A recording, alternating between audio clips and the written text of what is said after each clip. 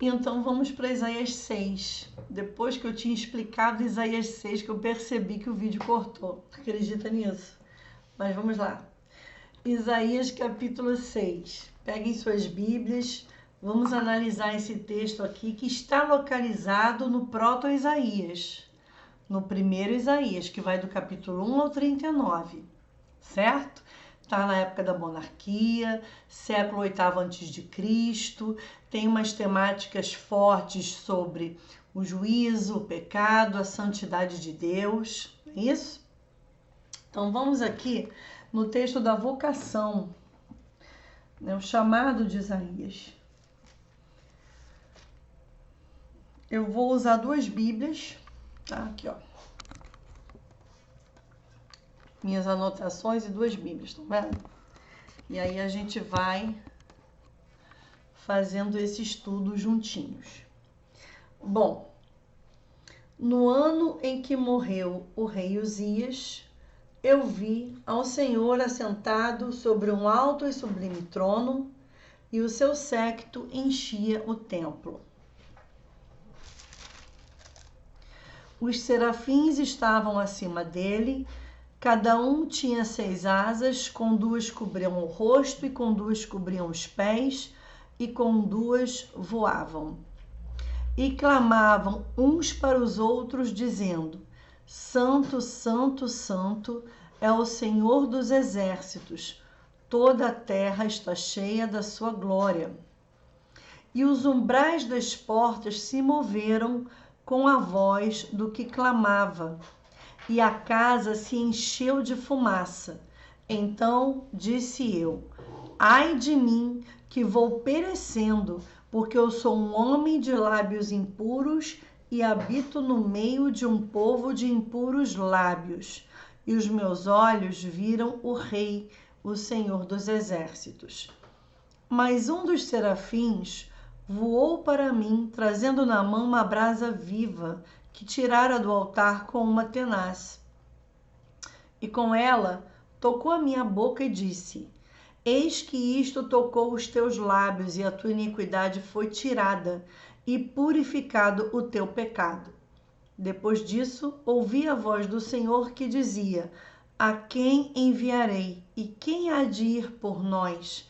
Então disse eu: eis-me aqui, envia-me a mim. Até aqui. Esse texto é maravilhoso, é lindo, é emocionante demais. Eu tô com duas traduções, tá? Tô com a Bíblia Almeida Corrigida, Almeida Revista e Corrigida, e com a Bíblia de Jerusalém, que é a Bíblia de Estudos, é a Bíblia Católica, que tem umas notas de rodapé, assim, maravilhosas, tá? Supera muitos manuais bíblicos caríssimos por aí.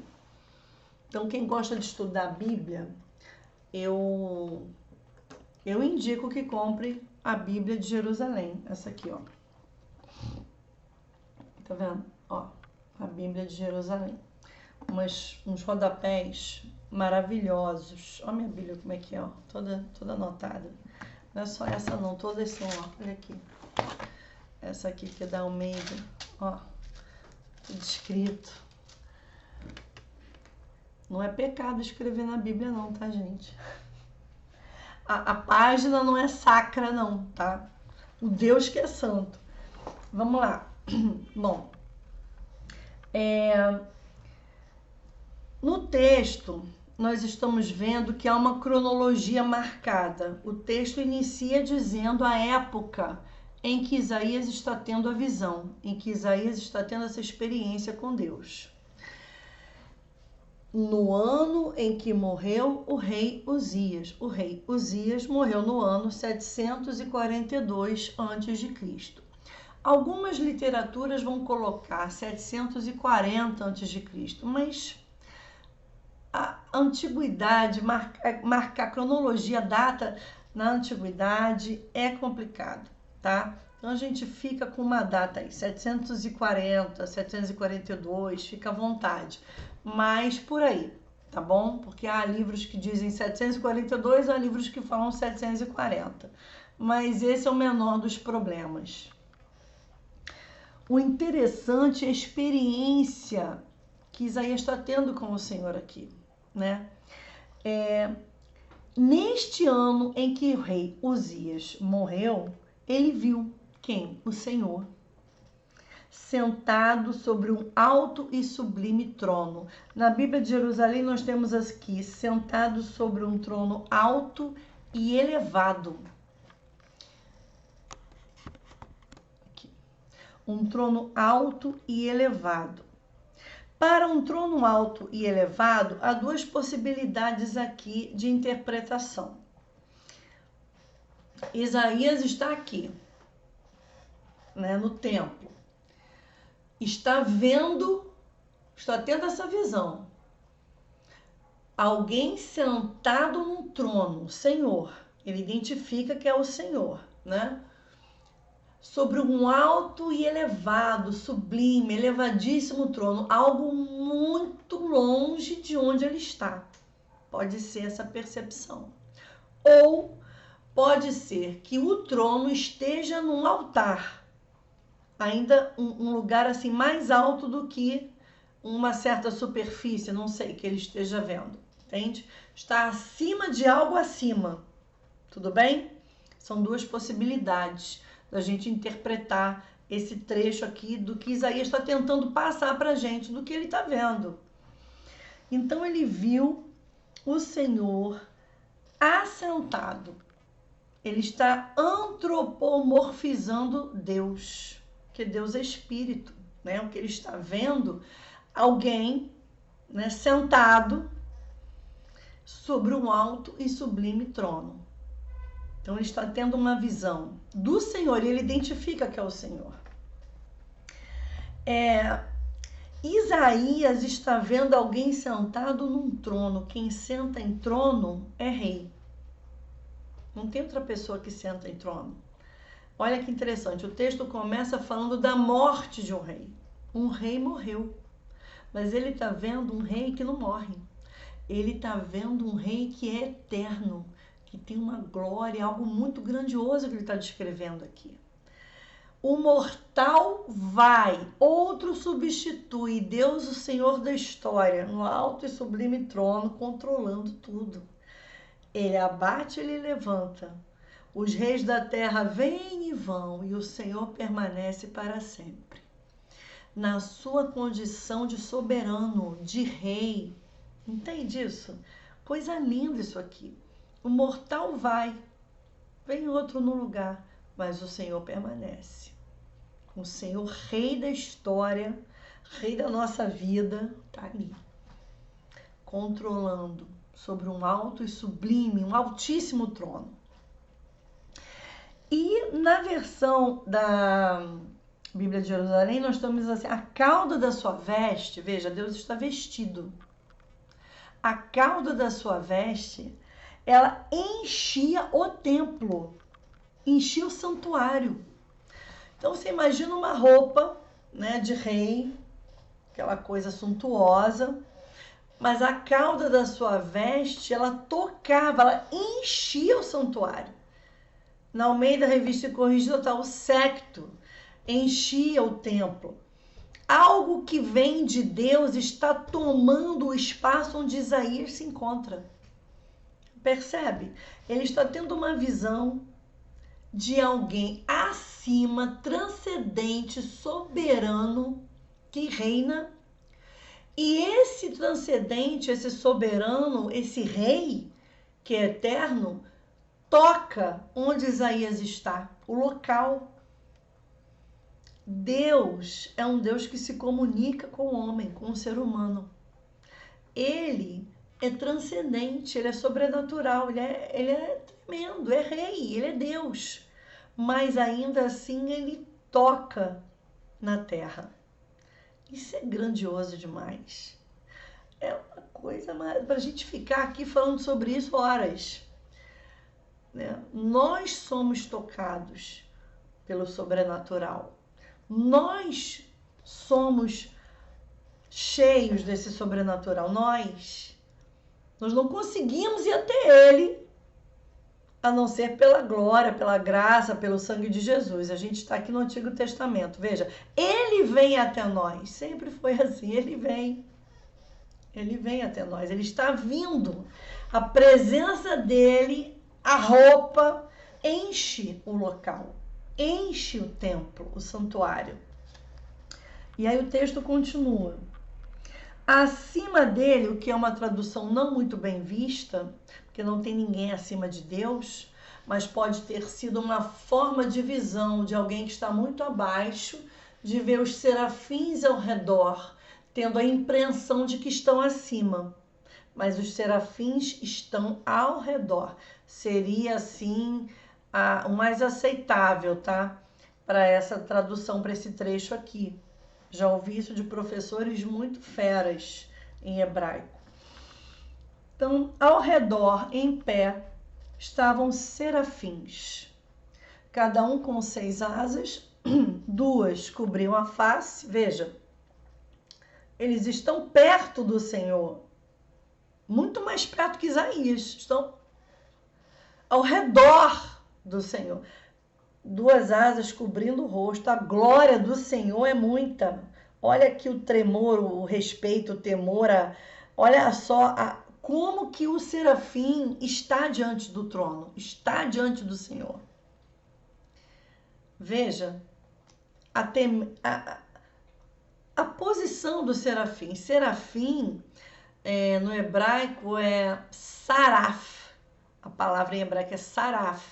Saraf é serafim é no plural em hebraico. Aí a gente pega a palavra serafim, que está no plural em hebraico, e ainda coloca o nosso plural, aí fica serafins, né? Então, saraf significa brasa, significa arder. Então, a gente imagina aqueles seres, assim, divinos, ardentes, em brasa. É a mesma palavra utilizada para serpente em Números 21. Saraf, serafim, quando no plural. Porque a picada da serpente queima, arde, né? Então, nós estamos aí, Isaías está descrevendo para a gente seres em brasa ao redor do Senhor que tampam a sua face, tampam seus pés e com 2 asas voam. Deixa eu ver se tem alguma coisa diferente na outra anotação minha aqui. Não, é isso mesmo. E clamavam, os serafins clamavam uns para os outros: Santo, Santo, Santo, Santo, Santo, Santo, Santo, Santo, Santo, Santo. Veja, Kadosh, Kadosh, Kadosh. Em hebraico não tem superlativo.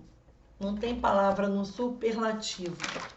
Então, quando há repetição de palavras, é para dar justamente essa ideia de intensidade, para dar ênfase. Tá? O hebraico não tem a forma superlativa, então repete-se a palavra para dar ênfase a alguma coisa. É como se fosse santo, muito santo, santíssimo, santo demais, e vai repetindo, repetindo, repetindo. Isso significa que aquela glória, aquela visão que Isaías está tendo, os serafins estão se comunicando um com o outro do quão santo é Deus. A santidade é grande demais. Eles nem olham diretamente para ela. Veja, santo, santo, santo, santo, santo, totalmente santo, 100% santo. Não há nada que não seja santidade nele. Isso é muita coisa, gente. A gente não consegue parar para imaginar algo tão grandioso. Deus é 100% santo. Não há nada nele que não seja puro santo. Entende? Então, eles estão clamando uns para os outros isso. Essa santidade. Dizem, o Senhor dos exércitos é santo. Santo é o Senhor dos exércitos. Toda a terra está cheia da sua glória, toda. Não há um pedacinho da terra que não tenha a glória de Deus. A glória de Deus é a manifestação da santidade de Deus na terra. A criação é perfeita. O ar que respiramos, a sintonia do ecossistema, o homem que desequilibra tudo, destruindo tudo. No jardim do Éden, Deus manda tomar conta, cuidar, não destruir, né? Quando fala dominai, não está falando destruir, né? Acabar com o planeta. Não, ele está falando domina, cuida, né? Zela, organiza. Perdão. Então, olha que coisa linda isso aqui, gente. A glória do Senhor é tanta, não cabe nele, enche toda a terra. Toda a terra está cheia da sua glória, a manifestação da glória de Deus. A manifestação da santidade do Senhor está em toda a terra. Isso é tremendo demais, isso é lindo. Texto rico falando da santidade de Deus. E aí, os umbrais das portas se moveram com a voz do que clamava, e a casa se encheu de fumaça.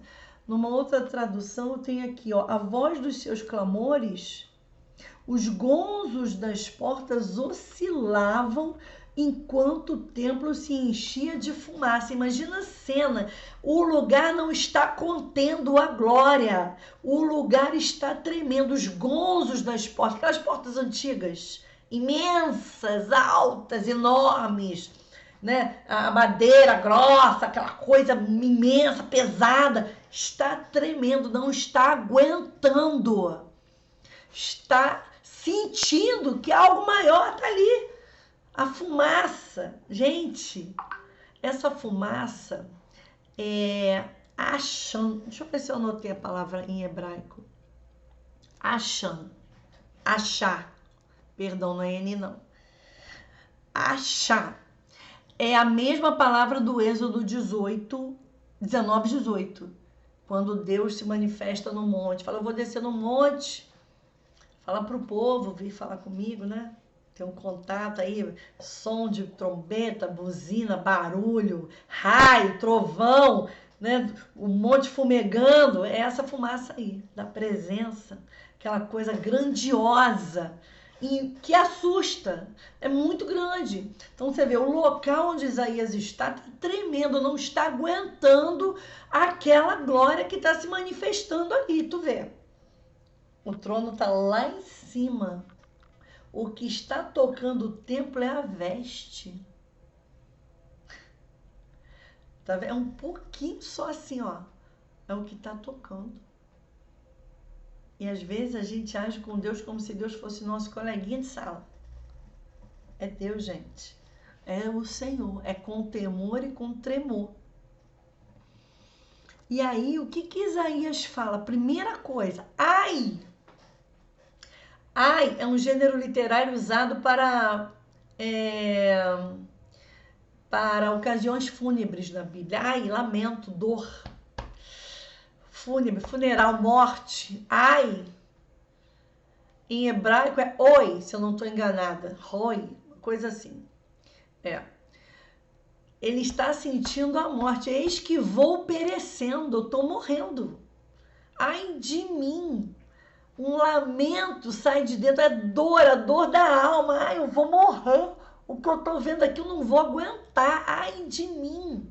Olha o gênero literário de fúnebre aí, de situação fúnebre. De morte. Ai! Eis que vou perecendo, eu tô morrendo.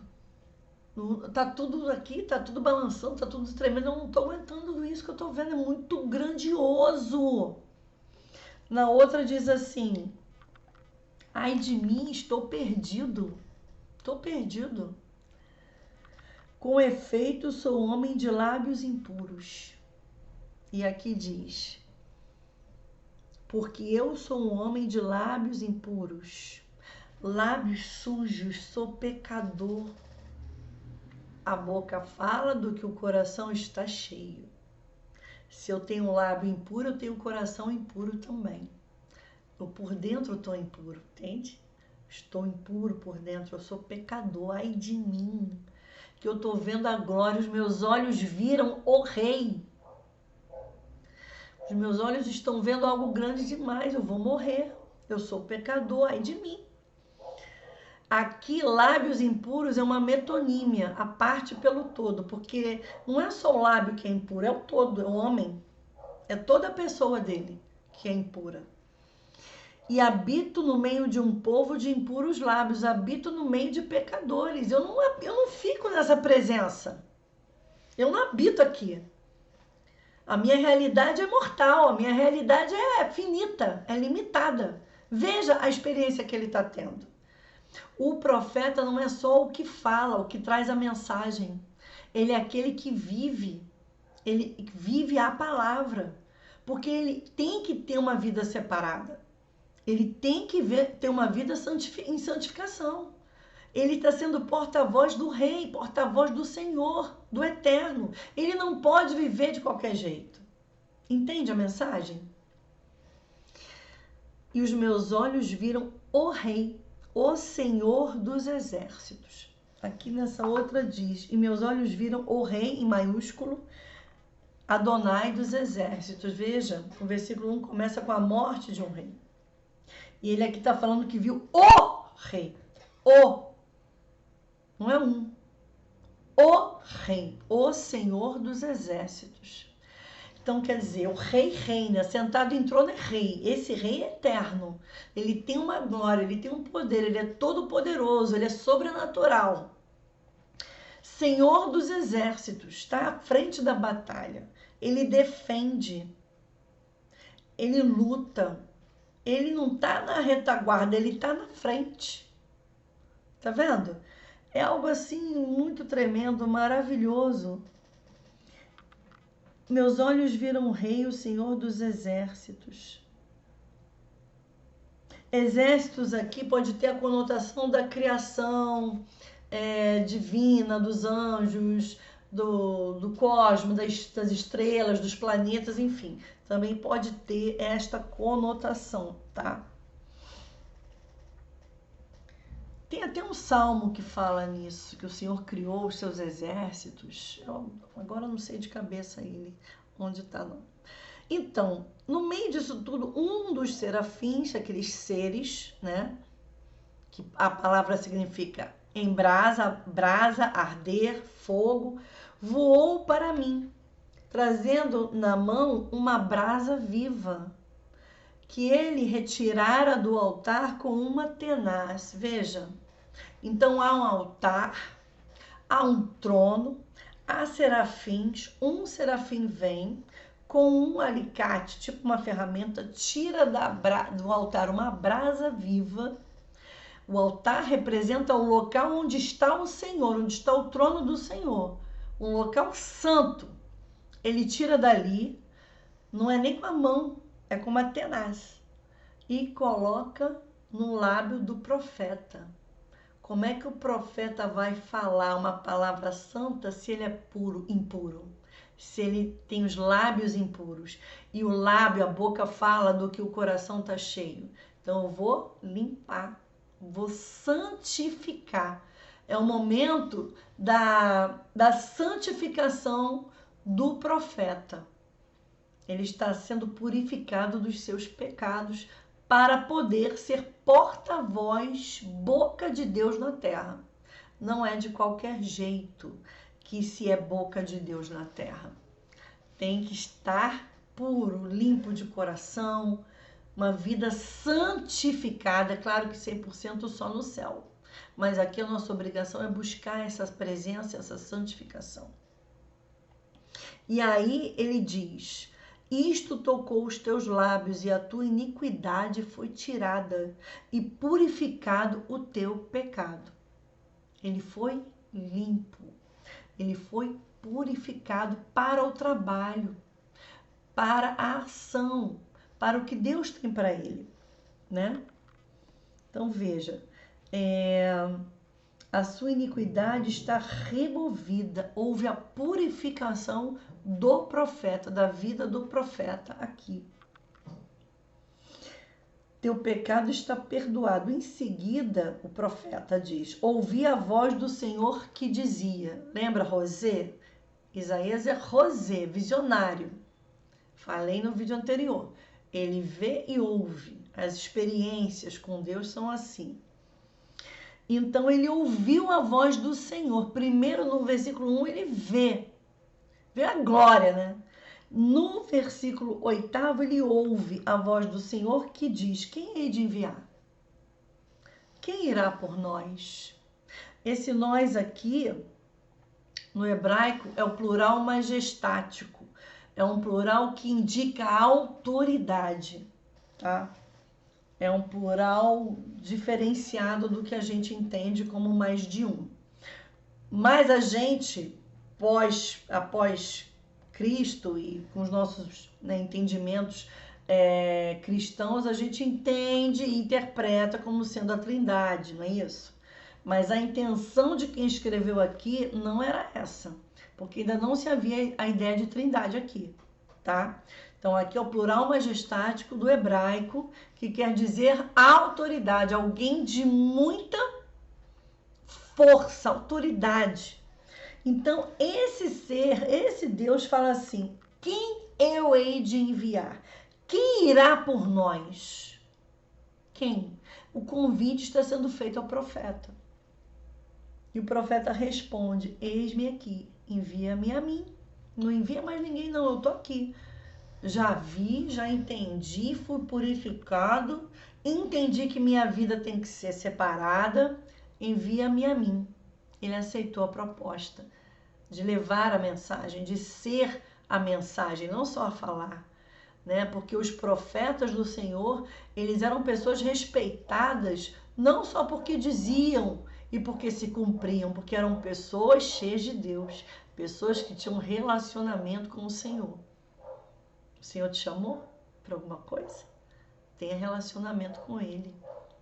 Ele me chamou, Ele te chamou, você está vendo esse vídeo aqui, não é à toa, tá? É para aprender. Então a vida é de purificação, de santificação. E Ele te fez uma proposta. Quem eu vou enviar para ser meu mensageiro, para ser boca de Deus na terra, para ser a minha fala na terra? Essa aqui é a registrada, profecia por excelência, nossa carta magna. Ó. Mas a quem ensinaremos? Quem vai fazer isso? Somos nós. O convite não foi feito para os serafins, para os anjos, para os seres divinos celestiais. O convite está sendo feito para mim e para você todo dia. Você vai, você quer,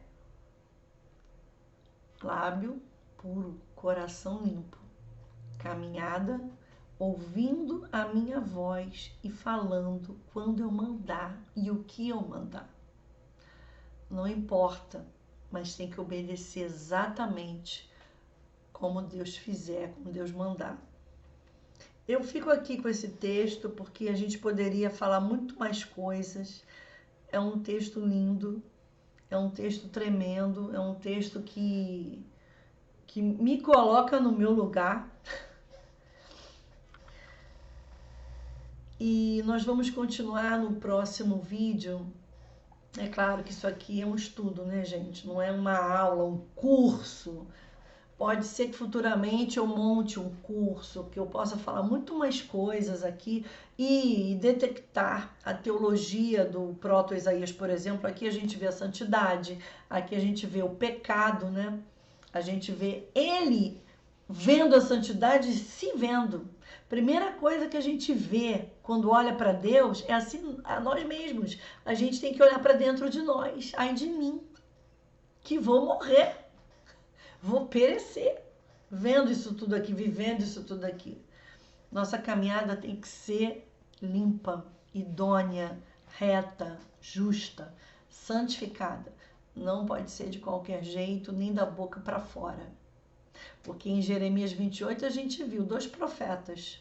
Jeremias com palavra de juízo e Ananias com palavra de bênção, vai ficar tudo bem, em 2 anos todo mundo volta para cá, vai ficar tudo certo, ó. Deus falou, o jugo vai ser de ferro. Ananias quebrou o jugo de madeira, vai ser de ferro. A minha palavra, a do Senhor, é de juízo.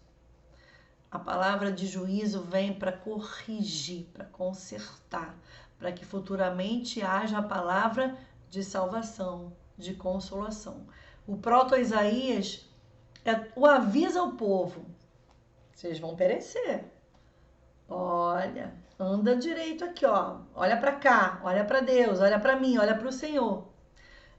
Do capítulo 40 em diante, a gente já vê outro momento histórico. A gente já está vendo ali o exílio. E Isaías 40 começa com consolai, consolai, palavras de consolação, de salvação, de esperança. Vocês estão aí, fica aí, que no momento certo Deus vai agir e vai tirar vocês daí, tá bom? Então a gente estuda o Deutero Isaías no próximo vídeo. Obrigada. Espero que tenham gostado, entendido e que possam compartilhar esse estudo com outras pessoas.